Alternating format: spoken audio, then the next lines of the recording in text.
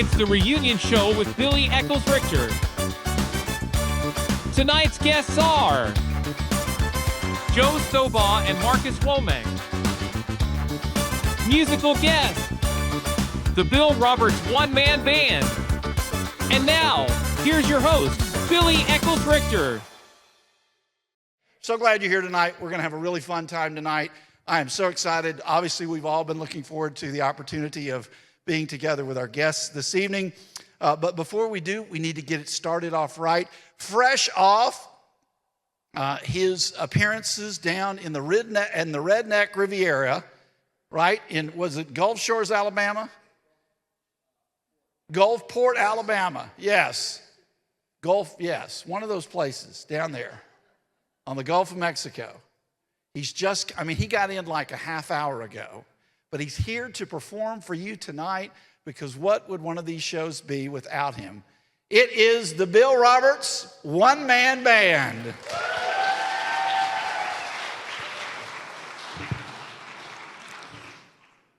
You're too kind. Thank you.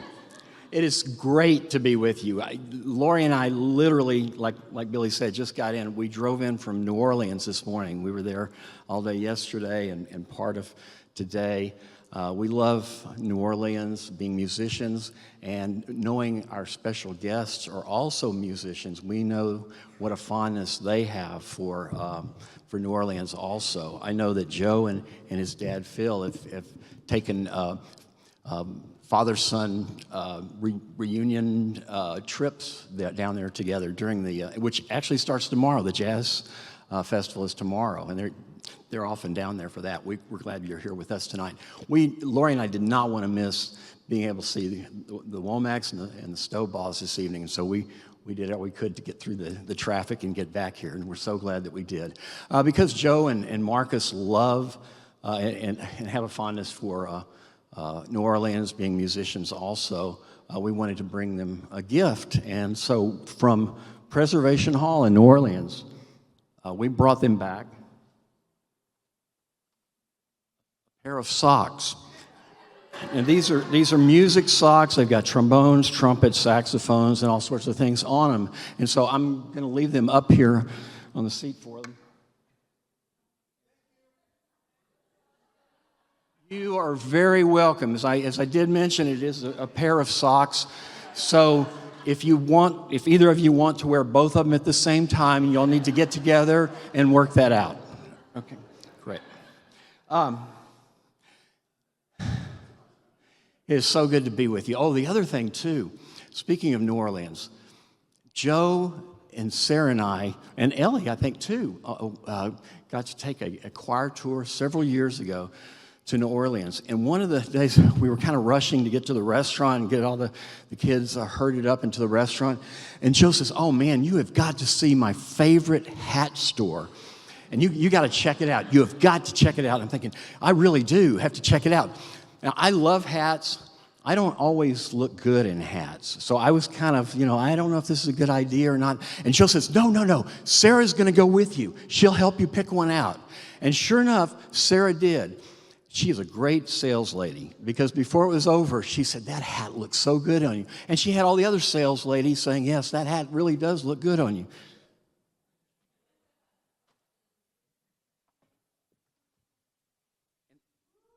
I think it almost does look good on you. It's even got a shark's tooth and a feather of some kind or something like that. I don't know. It's a weapon. I don't know if it's a weapon or what it is, but it almost does look good on me. And I love having this. And every time I wear it, I think of Joe and Sarah and that wonderful choir tour. It's a great memory. I'd like to do 2 short songs for you this evening. The first song was a BLHR song, Before the Love of My Life. It's called When I Was a Single Man.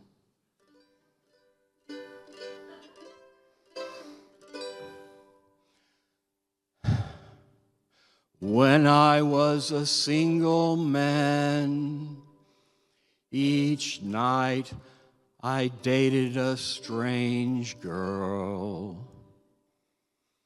When I was a single man, Each night I dated a strange girl, the same girl. She told me that she liked my eyes, and then one night she took him home. I think that I will never find another girl with eyes like mine. The moral of this song is clear. Think twice before you lend an ear. The girl was gone without a trace. I'm better now, but saving face.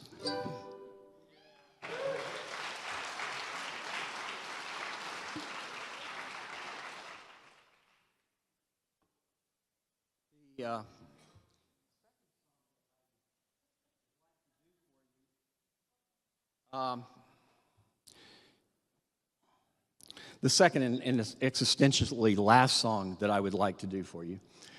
Existentially, it's a word I learned in seminary. I don't know what it means. But this song is a theological song. So I'm going to play it on ukulele. Naturally, it's a theological song. I would like to dedicate this song to our two special guests this evening, who are theologically minded and who both play the ukulele,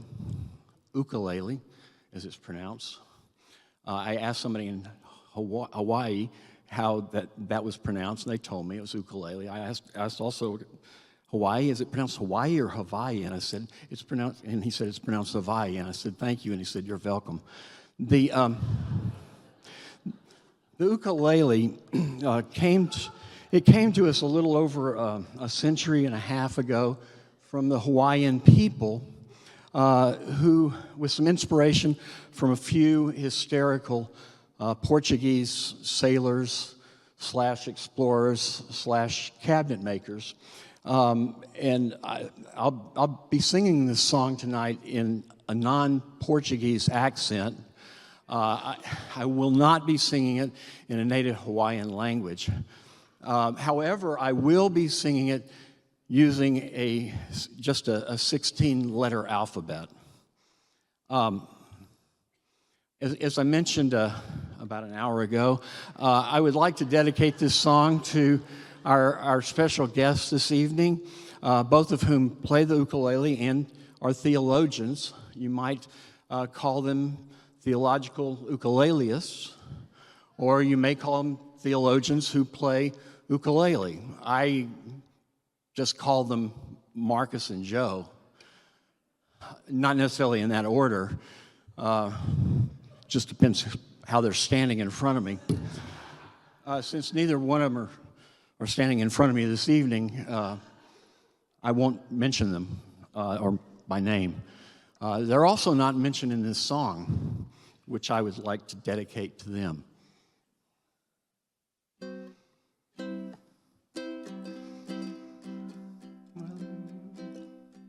Well, the man said to God, "What's a million years to you?" And God said, "A second."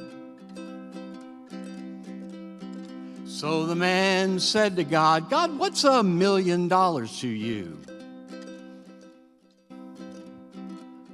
And God said, "A penny." So the man said to God, "Will you give me a penny?" God stopped and said, "Yes, I will. Just a second."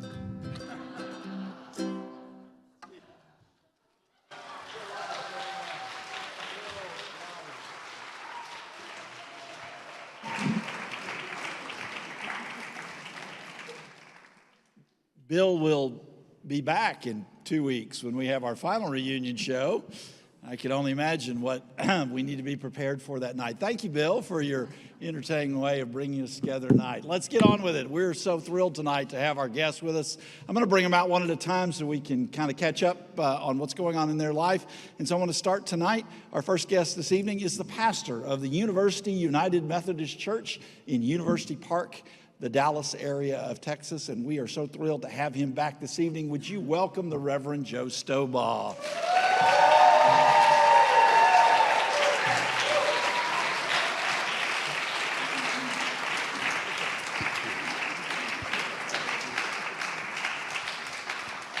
Well, thank you, and thank you for the sock. Yeah, one. I'm left-footed, so it should be fine. Oh, good, yes. Things haven't changed much around here. How are you? I'm well, thank you. It's great to see you. Okay, so you say well, yeah. So I don't want to run out, but everybody wants to know, how's your health? You've had a pretty major health scare in the last couple of years. Let's get that out of the way now and talk about that if we could just for a moment. How's your health? Thank you for asking, and thank you for your prayers. They make an extraordinary difference. One of the things that I've learned over the course of the last couple of years is that I don't know how prayer works, but it does. Yeah. And I've experienced a level of grace that, like we talk about as Methodists all the time, but I experienced a level of grace personally that I didn't even know was for me. So I am so profoundly thankful for you and for your prayers. They've really, really buoyed up our family and myself during all this. So the health, as best we know, is good. So we're thankful for that. So we've got at least 3 more years of active surveillance. So that's quarterly blood draws and scans and colonoscopies and all that. And if you haven't gotten your colonoscopy, you really need to do it. I know it's not the most fun thing, but I promise you it's so much better than chemo. Yeah, yeah, absolutely. So, 24 hours you can do it. So that's good. Part of the challenge is from the side effects of the treatment, I have grade 2 neuropathy in my feet and hands. And so that's not great, but it's also like overcomable. And what I've learned about medicine is it's all a series of trade-offs. So that's a trade I can make. Yeah. We are thrilled to hear that your health is better, and we have been praying for you, and we're just felt it. Grateful. And you look great tonight. So doesn't he look great? Say he looks terrific tonight. You look awesome. It's the beard. Says the beard, yeah. I've got a special balm for it. I train it. Yeah, and color it too. No. Well, soon enough. So, University Park, United Methodist Church. You've been the pastor there now how long? Started year 5 last week. Wow, started. It's amazing. That is amazing kind of thing. And you're doing the whole 9 yards, right? I mean, you preach every week, and you administer the sacraments, and you oversee the work of the staff and all of that. Capital campaigns, all the fun stuff. Yeah, all the fun stuff. And in the time you've been there now, starting your 5th year, you've had how many floods? 4? 4, yeah. Yeah, the first one was $3 million in damage, and then the second one was $1 million, and then the last one was about $50,000. Wow. Yeah.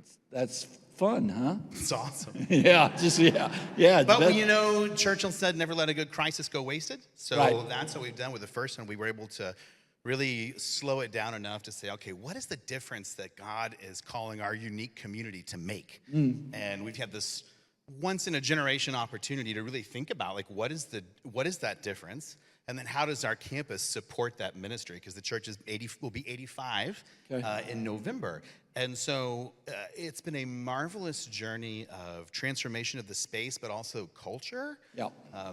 It's a lot of hard charging folks there, and so discernment isn't always like the top of our things that we love to do.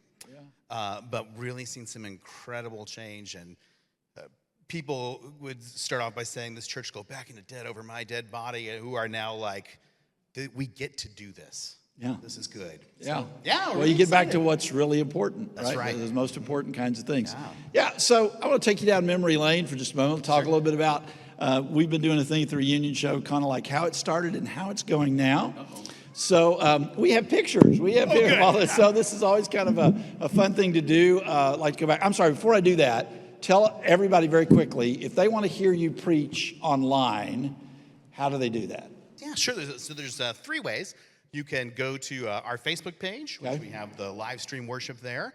We also have it on it's a Live Control website, and then you can find it on or wherever you listen to podcasts. The sermon is put into podcasts every week. That's awesome. And if they wanted to actually come hear you in person, what time are your worship services? 8:45 and 11. Okay. And then we have a Tuesday prayer service in the mornings, and then a Sunday night modern thing that we've just started. But I'm not preaching that one. Okay. They do let me play guitar, and I even get to play.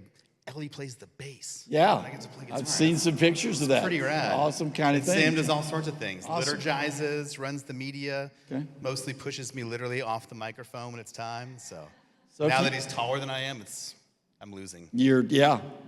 Well, so if you want to make a field trip anytime down to University Park United Methodist Church, and you can hear Joe preach and see his family any Sunday except August. August. Do not come in August. That's right. I will not take a picture with you. Except August. That would be fun. So All much right, trouble. here we go.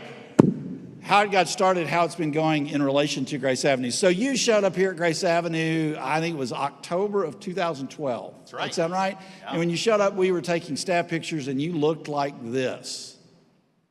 Yeah, look at that handsome guy, isn't he? Yeah, it's really great. And we knew that you came in with a lot of enthusiasm and possibility, because the very next picture you took that day was this picture. You just wanted us to know who you were. Yeah, and so we got a Ready little bit to of that. hit And what was great about Joe is that Joe, I don't even remember, do you remember what your title was when you came in? Everybody wants a title now. What title did The you? Executive Minister of Worship in the Arts. Oh, okay. Executive Minister of Worship and Arts. And so I think the next picture sort of Whatever. shows the kind of thing Joe did ended up looking like this. Well, no, I'm sorry. This is the picture of the really cool people you got to work with. Yes, very cool people. Yeah. Some of them are actually here tonight. Oh, it's fantastic. None of us look like that. Anyway, I think the next picture shows a little bit about what Joe actually this is what his, that's his family. That's right. You know, if I'd kind of go to the next one, Preston. We'll come back to that in a minute. There he is. The guy that would lead us. It's going to be a pumpkin. Yeah, no.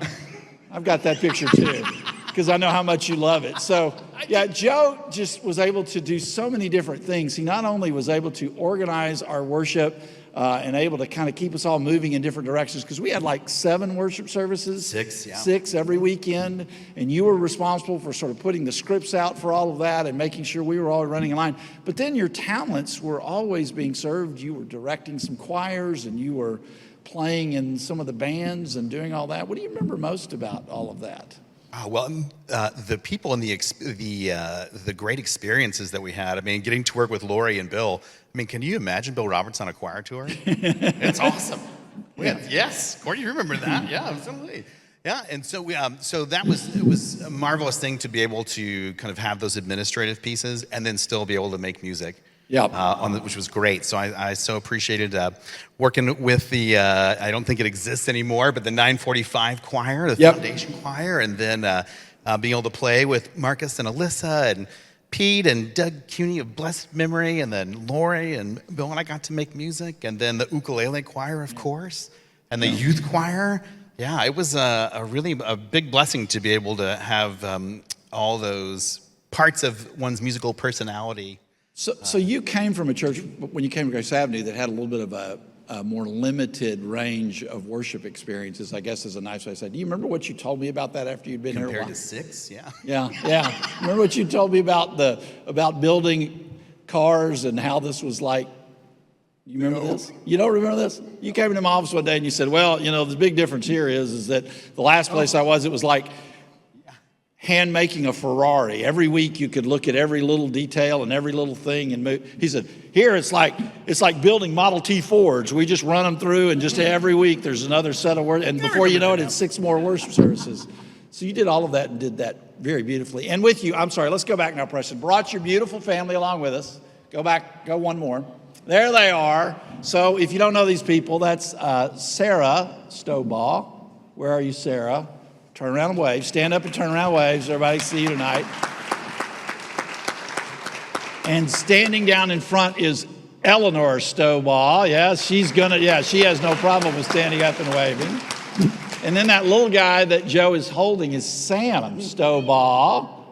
And when he stands up, everybody goes, oh my gosh, how tall is he now? Yeah, there he is. So that was good because they were all kind of shaped and formed here, huh? Oh, totally. Yes. Yeah. Yeah, our very first, like before we started, there was this at the Saturday night service. We hadn't moved yet, and Ellie and I said, "Come with me. We'll go to the service and we'll go get McDonald's afterwards." I don't know if I've ever shared this with you, but she was just when we got to, we were having our little dessert, and she says to me, "Dad, because Laura preached that night, Dad, I didn't know women could be ministers." Yes. An astute kindergartner. Yeah, absolutely. And look at so very shaped and formed by this place her now. and these people. Yeah, and these people are growing up. Yes. What's Ellie doing now? Headed to the University of North Texas, August 9th. Not that I'm deeply aware of. Yeah. And she's going to study film? Yes, media arts with a film emphasis. Did I get that right? Okay. Yeah. Someday you'll do a biopic on your dad? Ooh. That would be very exciting, yeah. I think you'll think what that was. Yeah, and Sam? Sam's going to be a sophomore at Highland Park High School. Yeah. What's that? That's $10. Oh, $10, yeah, whenever, yes. I know. Yeah. So I'm buying dinner. Check's in the mail, kid. You'll get that someday when he's paying your tuition then. So that's great. So you brought this beautiful family. You did all these great worship and arts things, but you were never afraid to jump in. And so you were always willing to jump into whatever we were doing. And I'm sorry, I just couldn't resist showing this picture, and I'll redeem myself in just a minute. But one of Joe's favorite pictures of his ministry here at Grace Avenue stood on the wall, was in the wall of one of our classrooms for a long time. Do we have that picture, Preston? Can you show us that picture? Yeah, there it is. This is one of Joe's favorite pictures. And I don't know why you don't like this picture. Oh, I love it. Oh, you do? Yeah, I told Kim if I died in office to put that on the funeral bowl.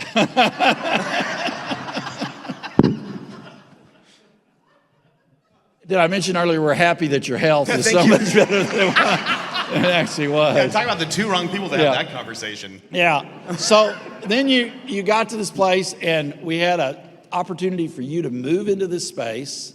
Our next guest, who was here before, was actually moved to another church, and we needed to figure out what to do in here with our more modern experience, and you actually became the pastor and started preaching every week. What was that like? Amazing. Yeah. It was amazing. That was one of the most fun years in ministry for me. I loved it. Yeah. I mean, to be able, thank you for the opportunity. Well, sure. I've told that story 100 times. But the energy of the people and a great team, it was magical. Yeah. And too short-lived, but. Yes, it was. Yes, and we would concur with that. But you had a great opportunity. It came at the right time, and it, like with so many things, hard to let you go, but at the same time, the appropriate thing, and we were pleased with that. So I did want to redeem just for a moment because say how did it start? How's it going now? I want you to see how it's going now. This is fairly recent, I think. How's it going? Look at this. Look at that. Can you tell me where that picture was taken? Yeah, that's the overhang of Union Coffee House, okay, which is in the Oaklawn area of Dallas. And the church at University Park that I serve right now was the mother church for a union. And so all there, as they were getting started, really up until honestly my second year or so, then we launched them out into the world. And so like on their own as like a big kid church, and was on the board for that for several years. And great ministry to especially LGBTQIA folks in Oaklawn and others, and it's been a real privilege to be a part of that. What a picture, though. You look so distinguished in this picture, and I really thought every now and again. I thought this was actually taken at UP, and that you actually have a balcony in which you come out every week and greet the people, and I thought, man, you come a long way, baby. That's a great kind of thing. So, well, Joe, we are so thrilled that you're doing well. I know I've got some other things we're going to talk about when Marcus comes out that we'll talk about together. But I just want you to know how much we appreciate you, love you, and are so thankful for your ministry here, and glad that you're here tonight. So say thank you to Joe Stobaugh. Well, if I may. Yeah, sure. Congratulations. This is an incredible thing to celebrate, and truly a marvelous ministry that for a quarter of a century has been making a difference in people's lives in profound ways, and that's just a credit to everybody here. And thanks, Joe. It's really a marvelous thing to see. We appreciate it. It's great. All right, so let's bring out our second guest. Our second guest tonight, you know him from so many different things, but currently he is the pastor at the Plymouth Park United Methodist Church in Irving, Texas. Please welcome Marcus Womack.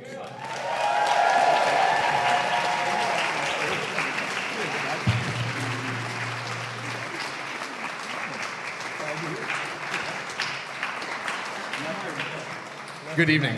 Good evening. It's Reverend Doctor now, actually. Yeah, well, Thank no, you. listen. Marcus is fine. I'm kidding. You know, gosh, you know, I should have prompted you, Marcus, that I was going to ask you about that at the beginning. Hey, it's Seinfeld now. We're talking here. We're talking this way. This is the problem. You put us together. And this is the risk, but also the reward. I understand. I understand. No, that was where I wanted to begin with you. I was going to say, how's it going? But I was going to have to preface it by saying, how's it going, Dr. Womack? Thank you very much. No, So if you don't know, in May, Marcus graduated with his doctorate of ministry from the Wesley Theological School in Washington, D.C. Congratulations. Yes, thank you. Awesome. It's wonderful. And Grace Avenue is a huge part of that journey, actually. If you were part of Threshold, you may have heard me preach from time to time about a guy named Howard Thurman, who is a civil rights icon and a mentor to people like Martin Luther King Jr. and many others who have helped shape our world to be what it is. And, you know, when you're in lockdown during COVID and have small kids at home and you're going slowly insane and you see something come across your feed to like study deeply, something that's life-giving for you, you kind of jump at the opportunity to stay grounded as a human. But really, the work that we did in ministry here together was vital to me pursuing that work and the way that it helps me feel like grounded as a person and as a Christian and as a pastor. Also, Deanne Ringenberg is here. She was a huge help. Deanne, along with several others on my ordination supervisory committee here when I was ordained here in 2015. And Deanne was very kind to write like my letters of recommendation and journey through my process as well and be part of my presentation of my doctoral like work and everything. So Deanne, thank you so much for, you know, a dozen years of investment, but also through that most recent investment as well. Thank you. Wonderful. Yeah. And I mean, before we get away from it, we didn't talk particularly about that. You're finishing your doctorate degree, yes? Very nearly. How much? How much more do you have? 100 pages. 100 pages, 100 pages. Very nearly there. Very nearly there. Class is done, so hopefully May of 25. And yeah, hopefully 25, you will be. And then you will get the socks. I will hold on to them for 9 months, and then I'll give them back to you. It's one sock per title. So Dr. Womack and Dr. Stobaugh. Oh, not yet. Soon enough. I think Marcus and Joe are fine, though. It's fine. Yeah. What a deal.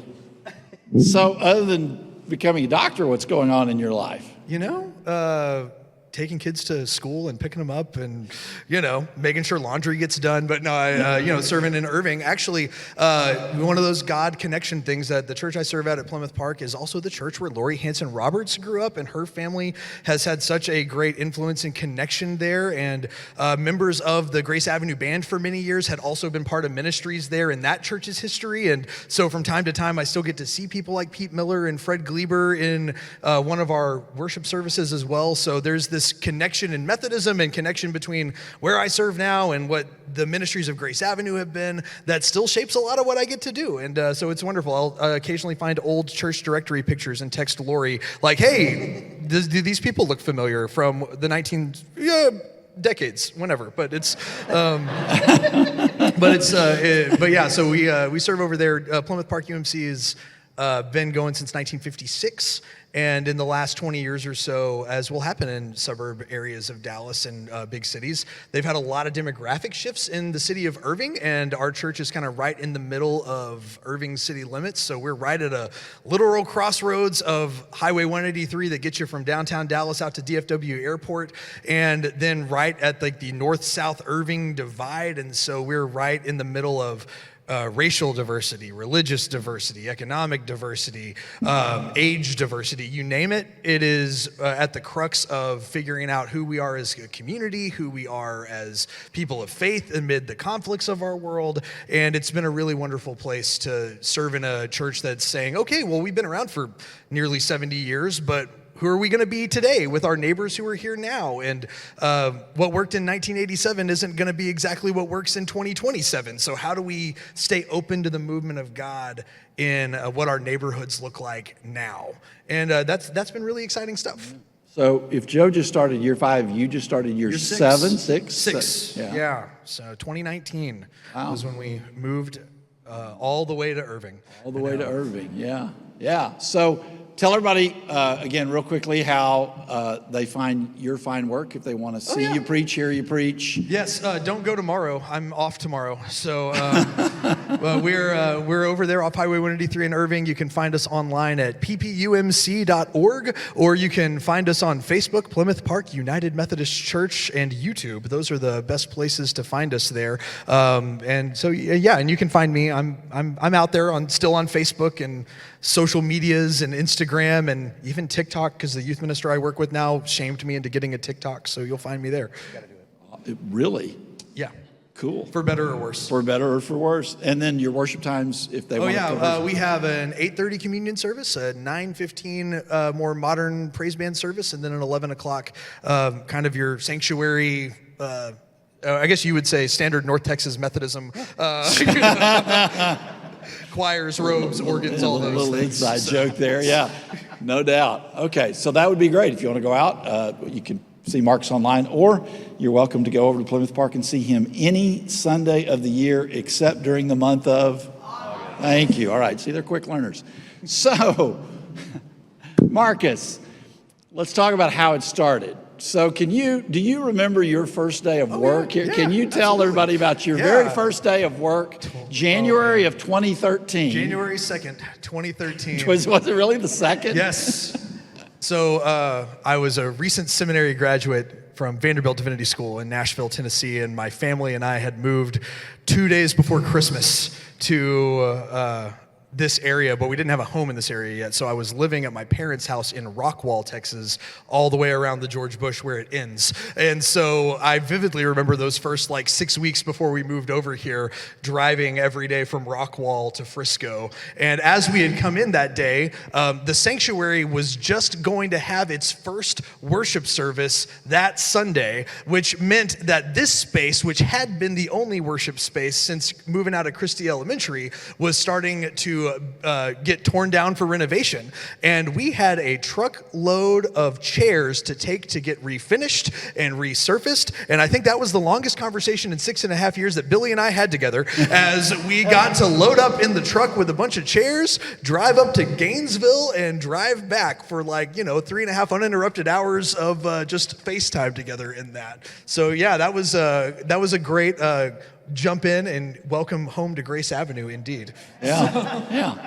You didn't know it, but you were being interviewed again. We were just trying to make sure, we hadn't made a mistake, and so it all worked out. Yeah, and then, we just sort of just took you and just threw you into the fire. Yeah. Because within 4 weeks, you were now leading the worship service in here. Yeah, January 27th, 2013. If you don't know this, the front of the worship center used to be into that corner.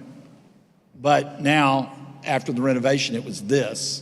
And it was supposed to be that. And so we had to find out within a couple weeks how to shift our plans from that wall to this wall. Yeah. So. And it looks sort of like this. Where's that first picture I've got? Preston, you got it? There it is. First Easter. Look at that guy.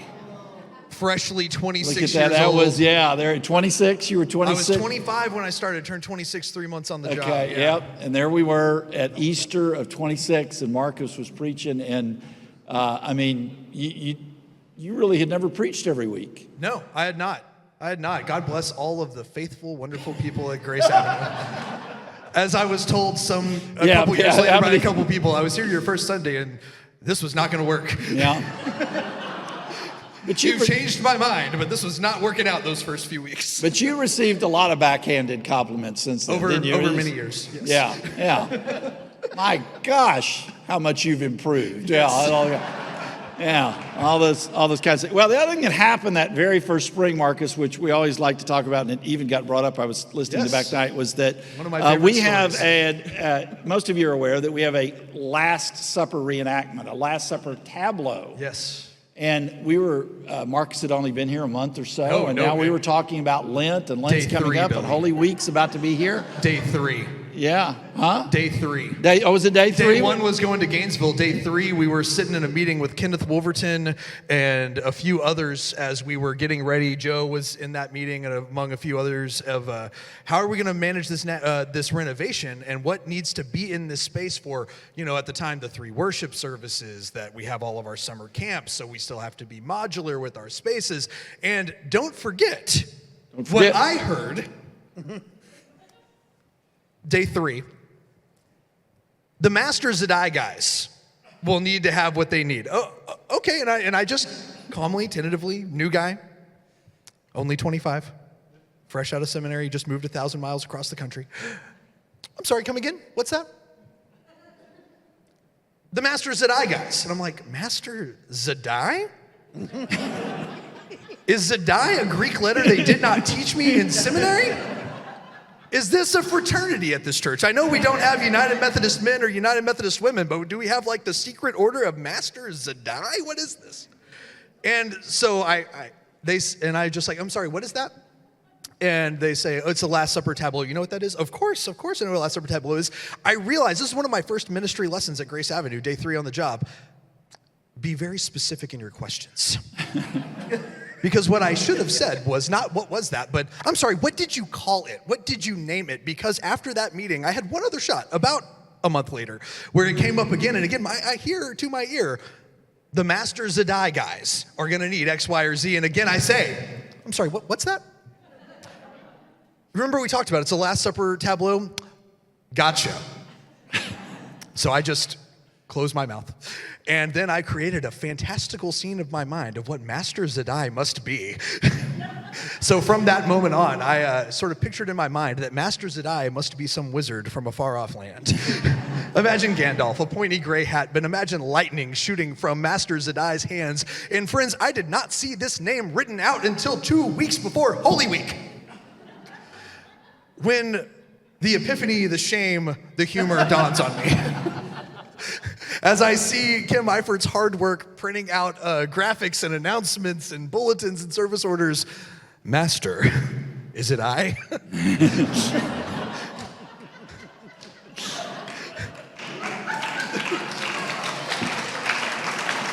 Magical. All right, so. But occasionally they'll still get gifts or images of cartoon wizards from me on Holy Week. So I do want to spend a minute with you in terms of how it got started, how it's going. So we saw how it started. Go back to that picture of how it started. There he is, preaching So up a storm, doing everything he can. And one of the things that we learned was that, Marcus came to us looking young. And we didn't realize how young until we had met his spouse, Alyssa. Alyssa's not with us tonight, but we're missing her. Love. Well, she'll watch us, I'm sure. Hi, Alyssa. Good to see you. But here's a picture from Marcus's wedding. Indeed. Oh my gosh. Young man of 23. Yeah. I always talk about the child bride, but it looks more like maybe she sort of pulled you out of the cradle, and then you were young. 23 years old. 20 what? 23. There's no way you were 23 in that 23 in Kilgore, Texas. Good looking. What But happened? one of the things we learned very quickly was that Marcus not only was becoming a really fine preacher and a really wonderful pastor, but he brought all of these musical gifts. And part of the musical gifts that he brought was that he and Alyssa oftentimes, really more often than not, were doing the music in Threshold and just brought a lot of good stuff. Tell us a little bit. Y'all still doing some music together? Not as often these days. So, that wasn't exactly plan A. We made it work, and we were really blessed by our 6.5 years of having that time together, because she's my favorite singer, so I loved getting to hear her sing all the time. And us singing harmonies together is one of our just favorite little things about our life together, whether that's just in the car going somewhere with our family, or if we're, maybe if some of y'all are connected with us online, you may have seen during lockdown and things like that we'd put some songs out there together. But occasionally she sings with the praise band at Plymouth Park UMC now, so I get to hear her sing every week, and then every once in a while the band will slum it with me, and I'll play a song or something and we'll sing. But that's a little more sparing, and that I'm okay with that. But it's definitely a blessing and a big part of our lives, because music is definitely still a big part of what makes our lives what they are. Well, and as we talked with Joe about the fact that his children were not born here but shaped here, your children were born here. Absolutely. And so here I think we got to, here they Oh, were. yes. They actually were getting a little older. This just was a like couple months 18. after. Yeah. This was December of 19. 18, so. 19, yeah. So there's Marcus, there's Alyssa, and there's was Wesley, and there's Graham. Almost Graham and year-old Wesley. Wesley and almost 5-year-old Graham in that picture. Yeah, yeah. Graham is being held by Marcus, and Wesley's being held by Alyssa. How are they doing now? Woo, they're getting old.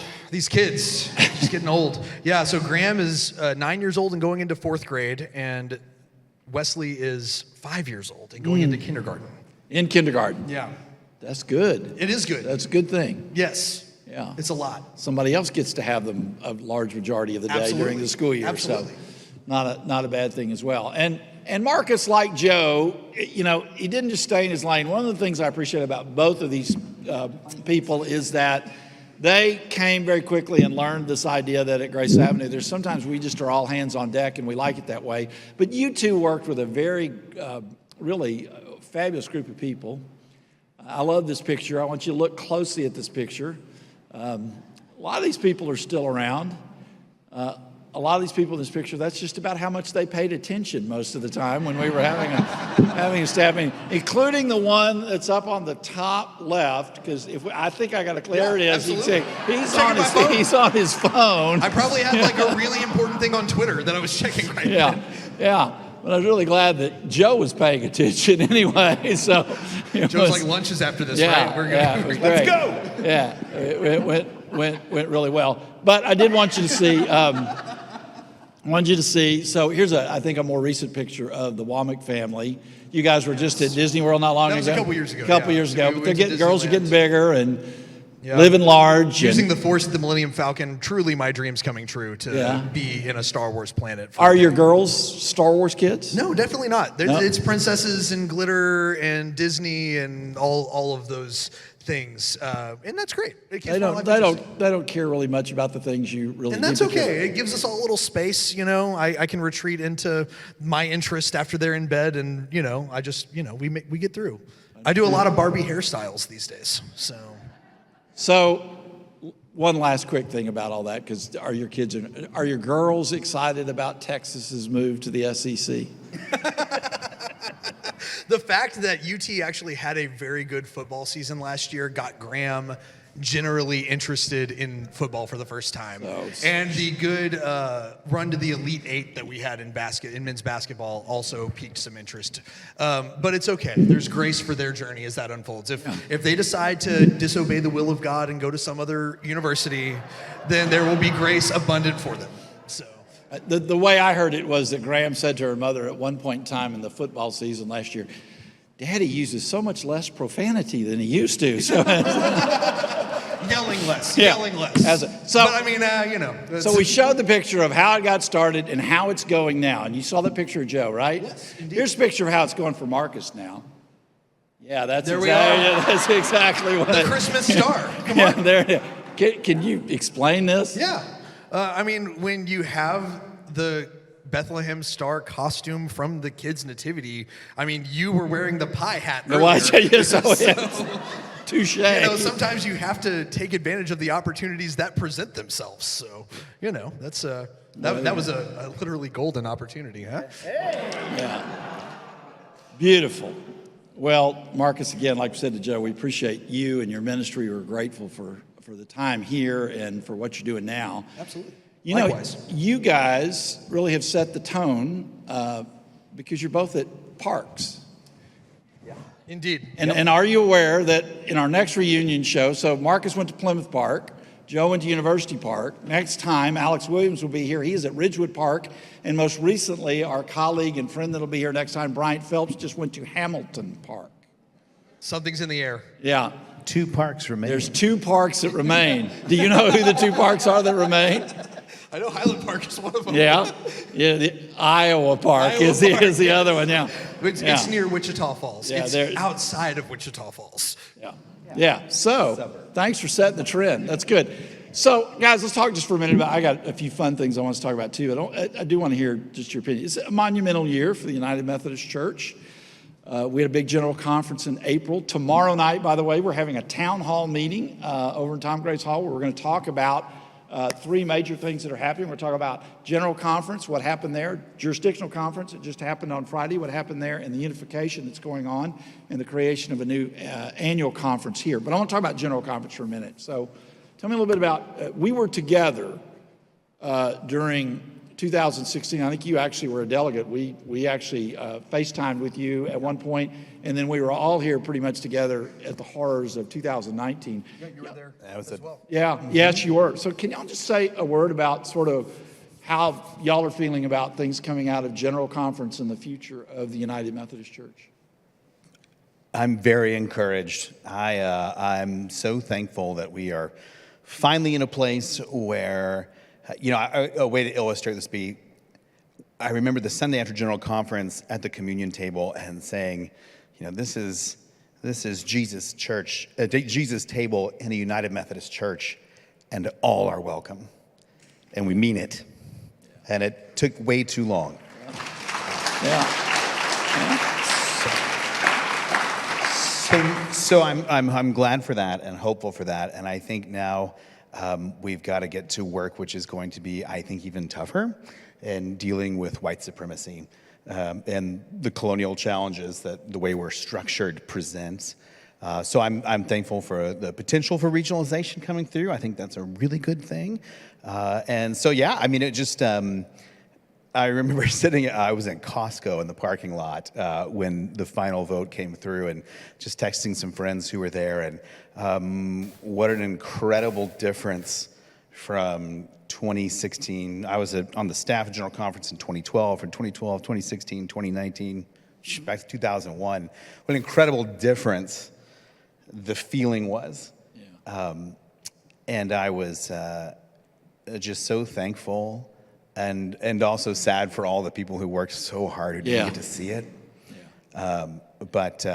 Yeah. I think this is a marvelous thing. And now my hope is that we'll be able to really focus on the strategic and the organizational pieces that we'll need to move forward into the future, because what we're doing now is going to be really hard to sustain in the days to come. So I'm very hopeful and thankful and grateful for all the work, and to have some General Conference representation from Grace Avenue. This is such a marvelous thing, and so I'm very, very encouraged.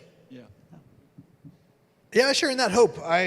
I don't know, it's sort of a hazard of our jobs that we're going to watch live streams of General Conference going on and votes and margins of those things. And I don't know if that's how you were spending your time back in a few months ago, back in the spring, of watching with bated breath. I know some of you were actually there as well. I was really heartened to see, like in the past General Conferences, all these very narrow margins of votes being approved and so much conflict in saying we really are not on the same page as a denomination. And then to see the spirit of what's happened and taking place from General Conference to jurisdictional conferences to our annual conferences in this season of the church, there seems to be much more consensus. There seems to be much more a sense of shared vision and shared purpose. That doesn't mean we agree on everything. I'm guessing in this room, we don't all agree on everything in this room, I'm assuming, right? But is there a sense that we're looking to belong together? And is there a sense that as our churches are present in our communities, we're looking not to be known for what we're against, but what we're for, not who we're against, but who we're for. And that stuff is the best of our slogan, open hearts, open minds, open doors, right? Those are the things that give me hope. And I think that anyone who's choosing to stay in the United Methodist Church now, that is the best opportunity and the best hope that I take in, is that if you're choosing to be in a United Methodist Church and worship on Sunday in small groups and service, all the gather, grow, go, give, if that's your life in a United Methodist Church, you are anchored in that place of openness to say, I'm with you and I'm for you because our God is with you and our God is for you. Yes.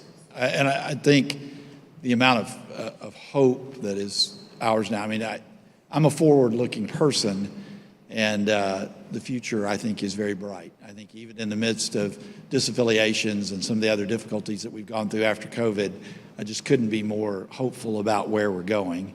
And Marcus, you're correct. Everyone in this room does not agree on everything. But there is one very important thing we do all agree on, and that is that every Sunday in we're going to be here. There it is. Bringing it back. Bringing it back to sports. Bringing it back to sports. All right, so quickly, we've got a couple more things I want to do, and then I want to get to the last questions that I actually told you I was going to ask. The last time we met with Julie and Jenna, we had a really good time, but I was told later by some people that love me dearly that I was way too serious. And so, with the opportunity of you being here, and I just ripped this off. Sometimes I try to make other things my own, but I'm just not even ashamed to say we're going to take the Colbert questionnaire here for a few minutes right now. So, and because both of you are fans of Colbert and I am as well, so we're going to quickly run through this. Just give me the first thing pops into your mind. Best sandwich. While we're stealing, I'm going to just take Ryan Gosling's answer and say ice cream. Ice cream. Joe? Philly cheesesteak. All right. Now, I know your spouse is right. What's one thing you own that you really should throw out? Ask Alyssa and Sarah. They'll probably give you similar answers. Books. Agree to disagree. No, yeah, keep those books. Probably printouts of like meeting notes and things that go back to like 12 years ago. With notes that say things like WTF, Masters of I. Yeah, with a little doodle of a wizard. Wizard doodle. I have that image very clearly in my mind of the wizard doodle. Scariest animal? The hippopotamus or the kangaroo. Kangaroo. I'm in the like Killing machine.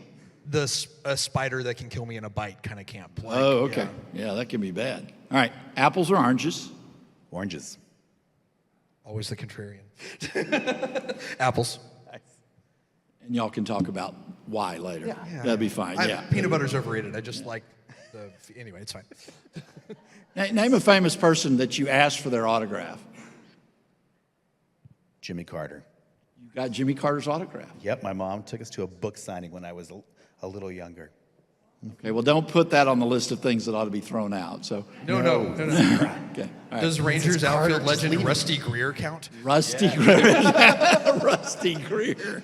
Wow, you need to get out more. I did see Reese Witherspoon in Target in Nashville one time, but I didn't ask for her autograph.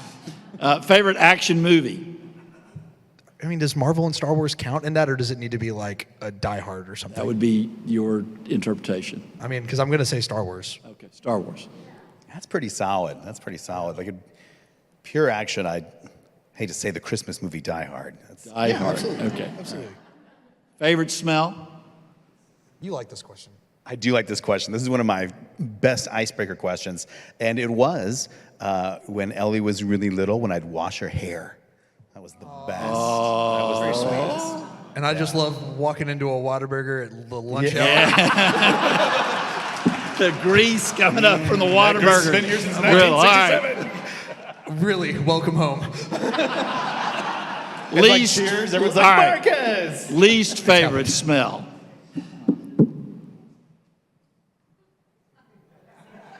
When I grew up in East Texas, not unlike my colleague Billy Eccles Richter in Palestine, and our home was not too far from a meat processing plant. Oof. And so there were certain times when the wind would blow a certain direction, or busy seasons at the meat processing plant, and that is still like a blah. So there you go.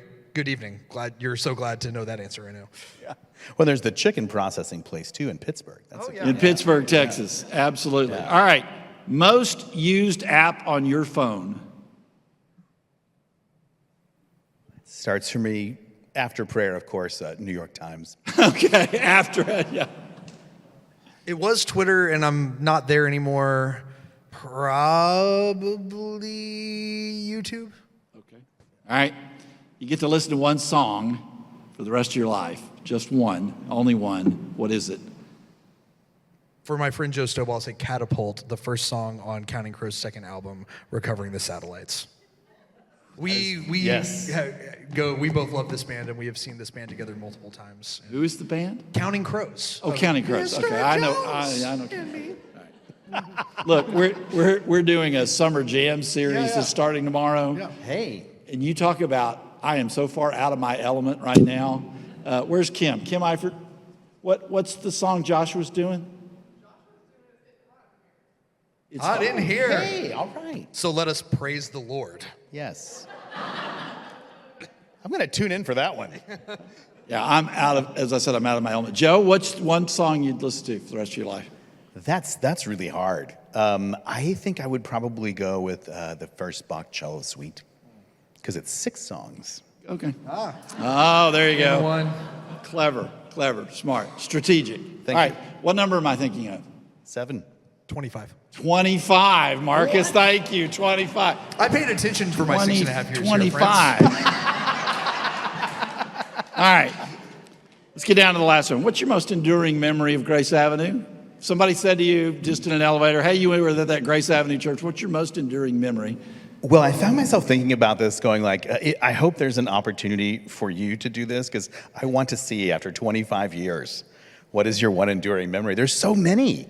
I think for me, I'm just going to completely go against the question, but there's 3 things that come to my mind, which is all the music groups that we talked about, the trips with the youth choir and the ukuleles, the general conference and the Strumming for Human Rights tour, and then after the 2019 general conference when Lori put together that Beatles show in here. Yeah. So that was great. And how much we needed that. Yeah. And then we got to do a duet. That was super cool.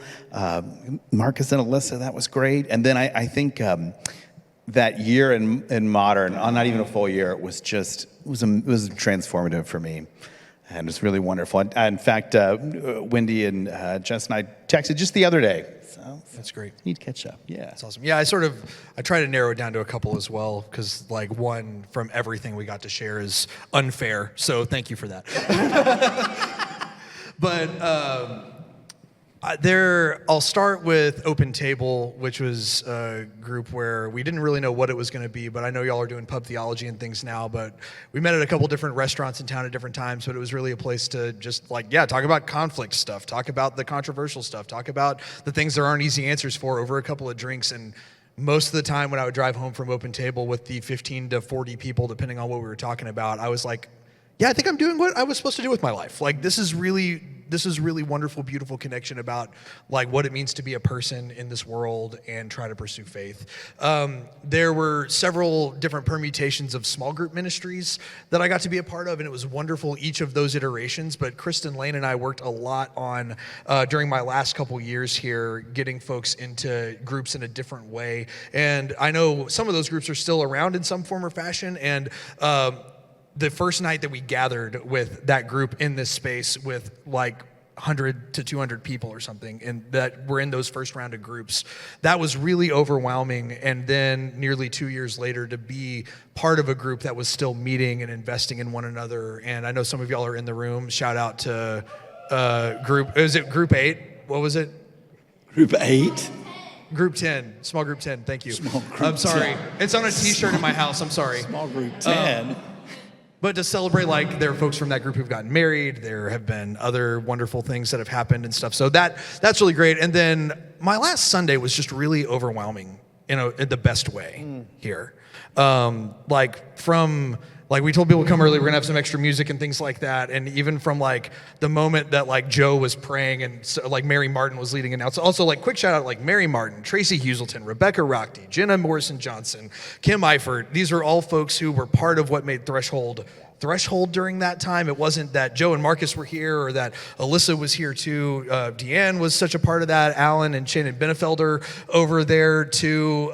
Just folks who made church and worship happen week in and week out by being the church, not just coming to watch church. And this is stuff that we talked about at Grace Avenue, that you weren't just spectators, you're actively being the church. And I was weeping when Joe was praying.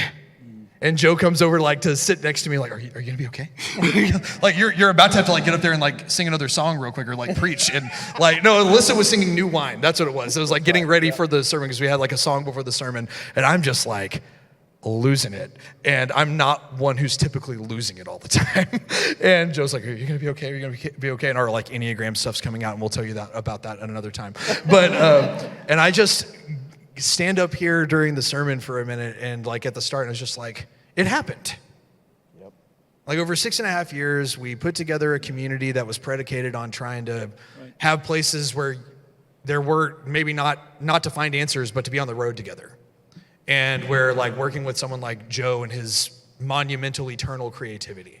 And to have the freedom with like Billy and Laura and our amazing staff that we were working with here to say, there's no idea, we're not going to try, and that it didn't have to be perfect on day one, because like with sanctification and God's grace, we're going to move and grow with God along the way. And I just remember like whatever I was probably supposed to say that morning, just saying like, I'm looking around this room and saying, whatever we were trying to do, it's been happening, and it happened. And just feeling so much gratitude for every moment of that culmination of those 6.5 years on that final worship together in that space. So that's something that I come back to often, and I'm most grateful for, to have that gratitude from Grace Avenue into the things that have happened in the last 5 years.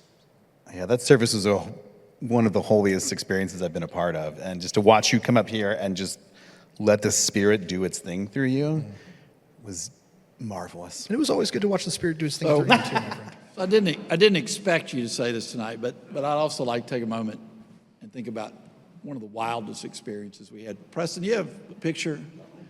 This is 2018. You remember this? Big event in the tent! The big event in the tent. And it rained so much. Did it really? Let's see. Show me a picture. Yeah. See, that's what it looked like about an hour before the service started. Man. It was pouring down rain. That was such a huddle great we day. had in Laura's office. Oh my. I remember I'd been out of town and I came back Thursday and the tent was going up where our pumpkin patch is, and we were all like so optimistic, this is gonna be great. And then 72 hours later, showing up. Pouring down. Bill Ball coming out of his office in a raincoat like, it's not looking good, guys. It's not looking good. But you know what I remember most about that morning? This. Red shoe. We all wore red con. We all got red Converse that morning. Had a great time. All right, let's wrap it up with this. So what's the most important things that you think you learned while you were here? What do you take with you on a daily basis and think, I still got to do that? I think for me it was, I think a church has like two great treasures, right? You got like the story of the gospel. Yep. And what that calls us to. And then like the greatest treasure, especially in a healthy church, is the people. And I think I just learned so much about what like clergy laity partnership is to be like, about trusting people, about getting out of the way of people, what it means to empower one another. And so I think that for me was that informs my ministry on a daily basis here. At UP, is that God has put so much incredible giftings and talents in people, things that they don't even know that they can do, like an ukulele choir, for heaven's sakes, right? But if you trust people and we work together to empower one another, it can be magic. Absolutely. Yeah, ditto. No, the people, absolutely. I think back often to even like moments of conflict at Grace Avenue, or like moments of critical junctures of like, okay, yeah, we have to do a capital campaign, and like the unglamorous work of church, or something's happening at General Conference. How do we respond? And a lot of times, like the staff of the church with Billy and Laura kind of leading us through some of this stuff of saying like, well, what do we care most about? What's our foundation here? And are we going to be true to the gospel as we understand it? Are we going to be true to the love of God as we understand it?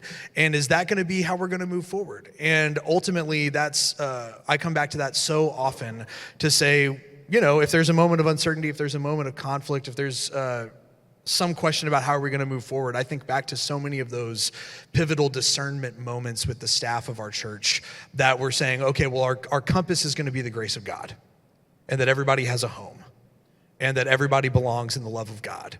And knowing that whatever we were going to preach may not be the answer for all time that Sunday, that was going to be the path we were going to walk on. And that, honestly, a dozen years ago, that spirit is why Alyssa and I, we had a choice to come here early on. I didn't come under appointment until 6 months into this job. The quality of the foundational values of this church is why we decided to move 1,000 miles across the country to come here. And that was true throughout the 6.5 years we were blessed to be embedded in this community. And it's the thing we've been most grateful for in the 5 years that we have been away. So, yeah.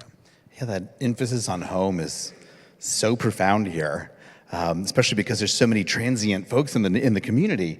And I think it's always been, just watching some of the videos, it's clear, it's been since the very beginning this is important. And I remember seeing that happen in a concrete way. My second month here, y'all were on vacation and the Sandy Hook shooting happened. Yeah. And it was Down in San Antonio. Yeah. automatic and instantaneous and no questions about what we were going to do for our community.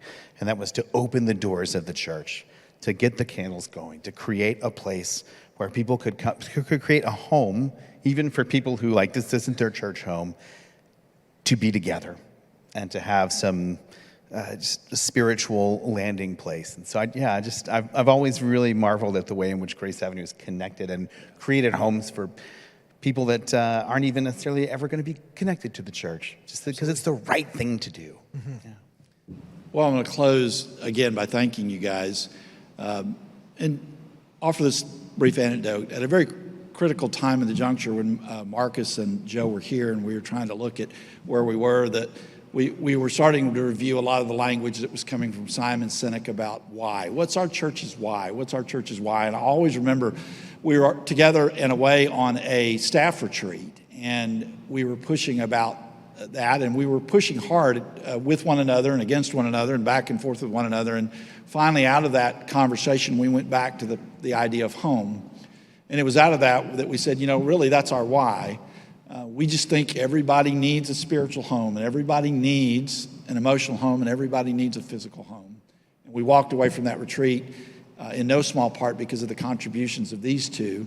And we came away saying our why is that we want to eradicate homelessness in whatever form it presents itself. And I will always be grateful to the two of you for the way in which you were willing to bring your very best selves to everything that we did and everything that you've done. We're so thankful for you now, and I just want you to know on this, our 25th anniversary, we are proud of both of you and proud that you've been a part of this. Would you say thank you to our guests tonight? Thank you all.